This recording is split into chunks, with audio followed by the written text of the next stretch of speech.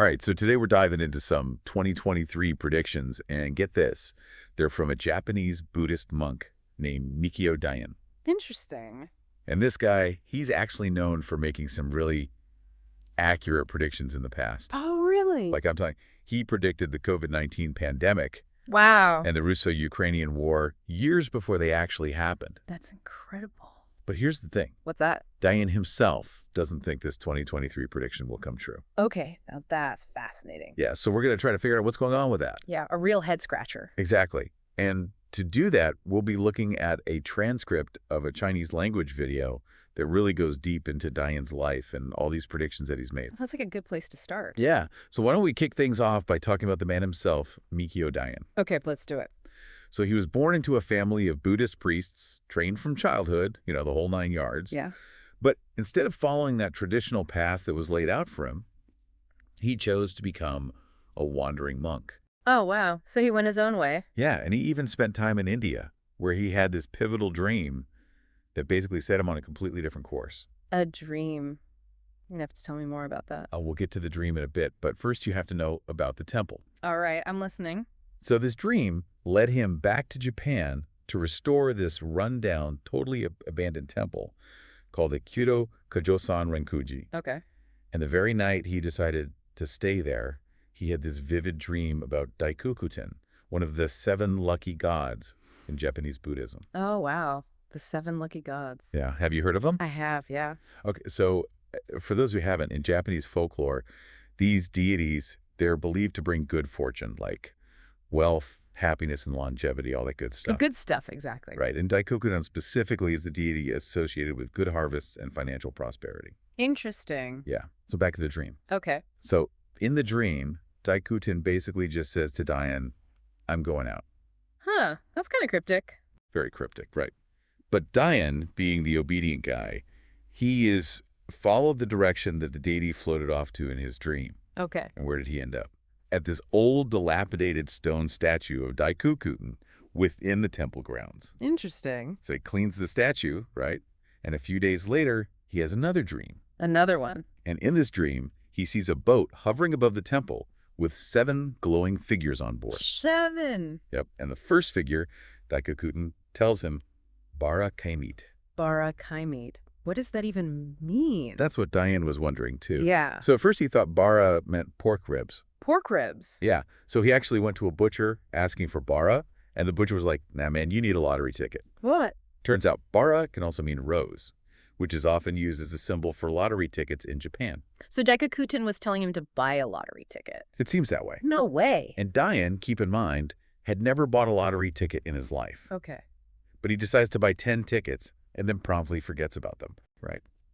6 months later, Daikokuten appears in yet another dream. Yeah. This time, telling Dayan to collect his winnings before they rotted. So he had won. That's when he remembers the tickets, right? He checks them. And to his absolute shock, he had won 150 million yen. Wow. Are you serious? Dead serious. That's a ton of money. That's some serious divine intervention. I would say so. And, of course, he used those winnings to completely restore the Kyoto Kojosan Renkuji temple. Of course, makes sense. But here's where things get even more interesting. More interesting. How is that possible? So Dayan also claims to have this unique ability Okay. to smell illness and death. Hold on. He can smell death.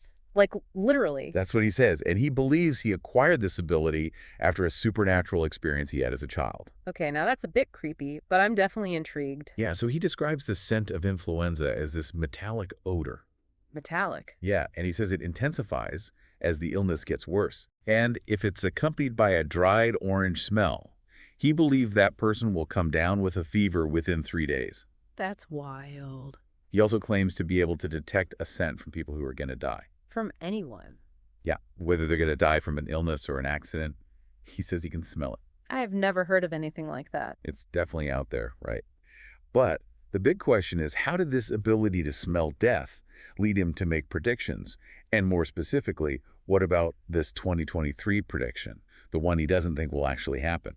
Yeah, that's what I want to know. Well, it seems like his predictive abilities stem from his deep study of Buddhist teachings, and specifically this concept of 3 disasters and 7 calamities. 3 disasters and 7 calamities. I'm not familiar with that. So essentially, Dayan believes these calamities are a sequence of events that precede the end of the world. Oh, wow. Okay? High-stakes stuff. So what are these calamities? Fill me in. Okay, so there are 8 specific events. Yep. That have to occur in a very particular order, and all during this time when what are called the gates of hell are open. Gates of hell? This is intense. Oh yeah, and these gates apparently only open every 10 years. Okay. So if all 8 of these events unfold in the right order during this time, that's when it signifies that the apocalypse is near. So what are these 8 events and what order are we talking about here? So first you have to have a plague. Plague. Okay. Then war. Okay, so far so good. Followed by some kind of political upheaval. So think like internal strife or an assassination. Gotcha. Then there has to be some abnormal celestial phenomena followed by a solar or lunar eclipse. Okay. After that comes floods, then drought, and finally famine. That's a pretty bleak list. Yeah, it's not exactly sunshine and rainbows. So Dayan believes these have to happen in that exact order and all within a 10-year period for it to actually signal the end. That's what he says, and it all has to start with a plague. Interesting. Now, he actually first spoke about these calamities back in 2010, stating that a new cycle of disasters would soon begin because, you guessed it, the gates of hell had opened. Oh. He said the first calamity would be a plague, the second would be war, and the third would be an assassination. But they didn't happen in that order, so he believed that cycle was averted. So he dodged a bullet there. So it seems like, for example, the 2011 earthquake and tsunami in Japan, they didn't fit the specific criteria of these 8 calamities. Right. However, things got a bit more interesting in 2020. 2020, let me guess, the pandemic. Bingo. Okay. And the pandemic, which Dayan had predicted over a decade before, that fit the criteria for the first calamity. I did. Then we had the war in Ukraine, followed by the assassination of former Japanese Prime Minister Shinzo Abe. So the first 3 calamities have already happened. Yeah, it's a little unsettling. Right. But before you start prepping for the apocalypse, you should know that Dayan believes humans can actually stop these calamities through their actions. Yeah, he doesn't see these events as like inevitable doom and gloom, That's a relief. but rather as warnings, urging us to change our ways. And he's specifically pointed to 2023 as a critical year. 2023. Okay, so what's supposed to happen in 2023? What's got him so worried, even though he doesn't think it'll come true? Well, his 2023 prediction focuses on those remaining calamities that we talked about, specifically drought and famine on a global scale. Oh, wow. And he believes that if we can avoid those final calamities, then we'll have successfully navigated this dangerous decade. And averted the end of the world. At least for now. So it all comes down to us. Basically, and how we choose to respond to these warnings. Wow, it's a lot to process. Yeah, it is. But there's another aspect of Dayan's teachings that I find really fascinating. What's that? His perspective on curses and blessings. Curses and blessings. What does he say about those? So he sees those as 2 sides of the same coin, essentially like forms of spells. Spells, okay. But here's where things get interesting. Okay. I'm Well, listening. he believes that whether a curse or a blessing is effective really depends on the person who's receiving it. So you're saying a curse only works if the person believes in it? That's exactly what he's saying. Wow, that's pretty mind-blowing. Right. It kind of makes you think about how much power our beliefs and perceptions actually have over our experiences. Yeah, it really does. And he even suggests that this might be why some people who do bad things, seem to get away with it. Okay. He thinks their strong sense of self might actually deflect curses. Interesting theory. It is, right? So if we can choose to reject curses and embrace blessings, does that mean we have more control over our lives than we realize? That's a great question. Yeah, could we potentially even reframe our challenges as opportunities for growth? Or is this all just wishful thinking?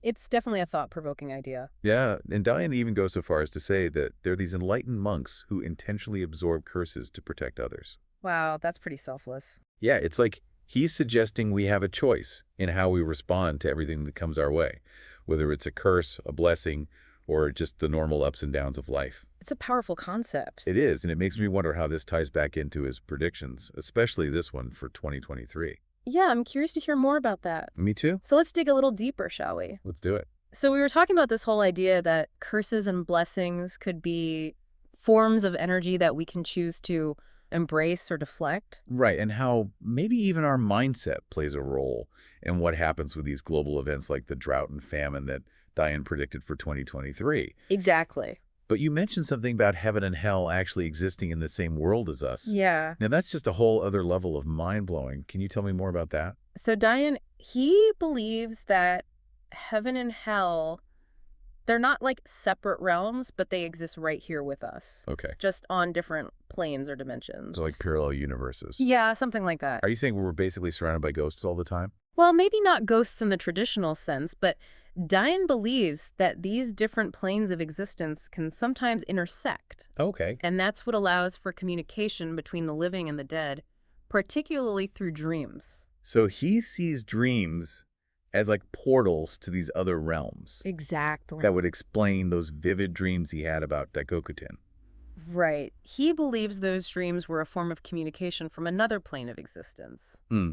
And he even suggests that if you deeply miss someone who has passed away, they might actually appear in your dreams. Wow, so like a reunion of sorts. Yeah, kind of a way to connect with those who are no longer physically with us. That's actually pretty comforting. It is, isn't it? But if these realms can intersect, does that mean someone from another dimension could influence events in our world? I mean, Daikokutin did tell Dayan to buy that winning lottery ticket. Right, that's a good question. So was it just information, or could Daikokutin actually make Dayan win the lottery? Well, Dayan doesn't really say whether beings from other dimensions can directly influence our world. Okay. But he does suggest that information can flow between these realms. I see. Like, he believes Daikokutin knew about the winning lottery ticket because some events might unfold similarly across different dimensions. So maybe there's a version of me out there winning lotteries all the time. Maybe. But if these realms can communicate, does that mean we could potentially send messages to loved ones who have passed on?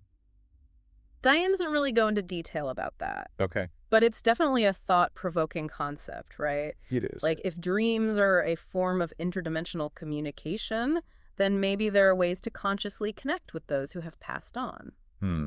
That opens up a whole new world of possibilities. It really does. Okay, my head is spinning. I know, right?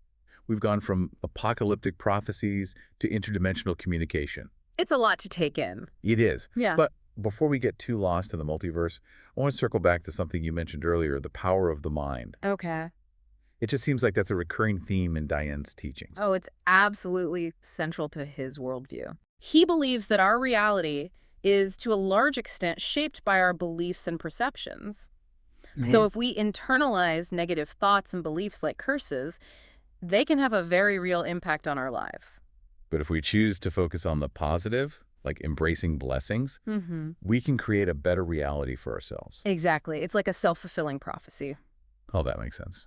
Dayan believes that by cultivating a strong and positive mind, we can actually deflect those negative influences and attract more positive ones. So it's not just about wishful thinking. No, it's not just about thinking happy thoughts and hoping for the best. Okay. It's about really understanding the power of our minds to shape our experiences and making the conscious choice to focus on the good even when things are tough. This is starting to sound a bit like the whole law of attraction thing. Yeah, there are some parallels for sure. But Dayan's teachings, they're really grounded in Buddhist philosophy, Yeah. which adds a whole other layer of complexity to it. Right. So it's more than just positive thinking. Okay, I'm starting to get it, but I'm still kind of stuck on his 2023 prediction. Yeah. If he doesn't actually think it will come true, why even share I think he sees it as a wake-up call. it? Okay. A reminder that we're not just passive bystanders in all of this. We have a choice, individually and collectively, to create a better future. Okay. By sharing his prediction, even one he thinks won't happen, he's hoping to inspire people to take action. To make better choices. To make choices that will lead us away from disaster and towards a more harmonious existence. It makes you wonder what he would say about everything that's going on in the world right now with climate change and all the other challenges we're facing. Yeah. Would he see these things as unavoidable disasters or as opportunities for growth and transformation? I guess we'll never know for sure. We won't, but his teachings definitely offer a framework for thinking about these issues in a new way. Yeah. Maybe by understanding the power of our minds to literally shape reality, we can start to see these challenges not as impossible obstacles, but as opportunities to cultivate our collective wisdom and compassion. And create a better world. Exactly. This is getting pretty deep. It is. But I'm really enjoying this exploration of Dayan's worldview. Me too. It's fascinating. He's definitely got me thinking about things differently. I think that's the point. But there's one more piece of his teachings that I want to touch on. Okay, what's that? His belief that all our talents and abilities are actually the result of our past lives. Oh, yeah, that's a big one. So basically, he's saying that we're not just born with certain skills and aptitudes. It's because of what we did in our past lives. It's all about reincarnation and karma. Right. He suggests that our skills and aptitudes aren't just random, but they come from the efforts and experiences of our past lives. So like all that knowledge is carried over. Exactly, like we're carrying the wisdom and knowledge of all our previous incarnations within us. Just waiting to be unlocked. Precisely. So maybe in a past life, I was a concert pianist, which would explain why I'm so drawn to music now. Could be. He even uses the example of Lionel Messi and his incredible soccer skills. Oh, yeah. He suggests that Messi's natural talent comes from past life training. So he was practicing his soccer skills in another life. That's what Dayan believes. So all those past lives, they're like hidden reservoirs of potential. It's a pretty amazing concept, right? It really is. It challenges the whole idea that we're born as blank slates. Exactly. Dayan suggests that we come into this world already carrying a wealth of knowledge and potential. Shaped by all those past journeys our souls have taken. And it's up to us to discover what those are. I'm starting to see how Dayan's teachings can be both empowering and kind of challenging. How so? They suggest we have way more potential than we realize, Right. but also a greater responsibility for all our actions and choices. Because everything we do in this life will affect our future lives. It's like our past, present, and future are all connected. All part of this grand tapestry of existence. Okay, so we've covered Dayan's predictions, his views on curses and blessings, this whole idea of interdimensional communication, We've covered a lot. and even past lives shaping our present. But there's one thing I still want to know. Okay. Where does science fit into all of this? Right. You mentioned earlier that Dayan tries to find scientific explanations for all these Buddhist teachings. He does. Does he see science and spirituality as being at odds with each other? Not at all. Okay. He really appreciates the contributions of science, Okay. but he sees it as a complementary system of knowledge, not a contradictory one.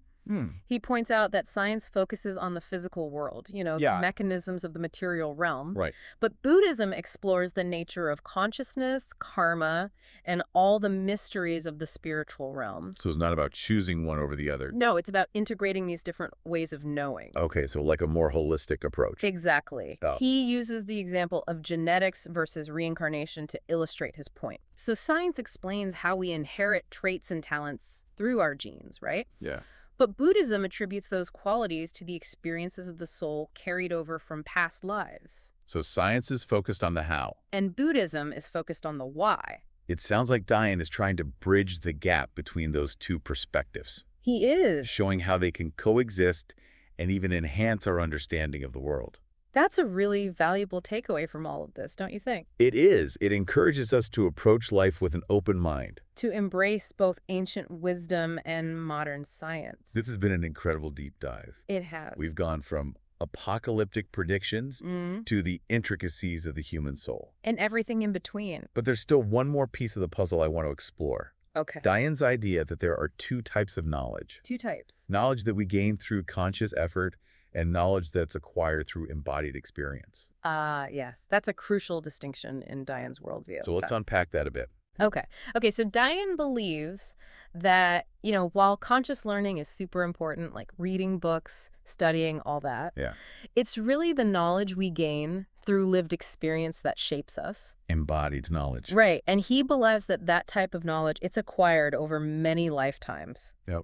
So it's not just this life, it's all the lives we've lived before. He's basically saying that those skills, our talents, even our personality traits, those are all things that are developed and then passed down through lifetimes. So it becomes part of our soul's, essence. Exactly. It's like built into us on a deeper level. So it's not just about remembering facts and figures. It's about integrating those experiences into who we are. Right. Like think about learning to ride a bike. Okay. You can read all the books and watch all the videos, but until you actually get on that bike and feel it, those wobbly first tries, the falls, Yeah. you won't really know how to ride a bike. You have to experience it. Exactly. It's that embodied experience that sticks with you. So he's saying our souls are like these libraries of ancient wisdom. Yeah, carrying all those echoes of past experiences. And he even suggests that people who don't seem to have any particular talents in this life, Maybe they just haven't lived many lifetimes yet. Or they haven't had the chance to develop those specific skills in their previous lives. Okay, so everybody has the potential. Everyone has that potential for greatness. It's just a matter of time and experience. That's pretty optimistic. It is. It definitely challenges that whole blank slate idea, you know? Right. We're not starting from scratch. Dayan is saying that we come into this world already carrying so much knowledge and potential. Shaped by all those past lives. It's incredible. It is. All these pieces are starting to fit together. His belief in reincarnation, the power of the mind, the nature of curses and blessings, it all points to this idea that we're more than just our physical bodies. Right. We're these spiritual beings on a journey. Of growth and evolution. Exactly. And each lifetime is like a chance to learn and grow, you know, and make the world a better place. It's empowering. It is. But brings up the question of where science fits into all of this. Right. Earlier, you said that Dayan tries to find scientific explanations for these Buddhist teachings. He does. So does he see science and spirituality as, like, conflicting? Not at all. Okay. Like I said before, he really appreciates science. Oh. But he sees it as a different way of knowing, a complementary system. Mm. They work together. Okay. He's not saying one is right and the other is wrong. Gotcha. For example, he talks about genetics and reincarnation. Okay. Science explains how we inherit traits through our genes, right? Yeah. But Buddhism says those qualities come from the experiences of our soul from our past lives. So science explains the how. Exactly. And Buddhism digs into the why. Wow. That's a really interesting way to put it. It's like he's encouraging us to use both science and spirituality to get a bigger picture of who we are and how the world works. To be open to different ways of knowing. Exactly. This has been an amazing deep dive. It really has. Dayan's predictions, his worldview, his thoughts on curses and blessings, the power of the mind, past lives. It's also fascinating. He's given us a lot to think about. He has, and maybe we don't have all the answers, but it's clear that our beliefs shape our reality. And that we carry the wisdom of our past lives with us. And most importantly, that we have the power to choose how we respond to the world. That's a powerful message. It is, and it makes you wonder, how does this all affect how we live our lives? Right. How do we make choices, build relationships, and leave our mark on the world? So much to think about. It is. We'll leave you, our listeners, to ponder all of this. Keep diving deep. And stay curious.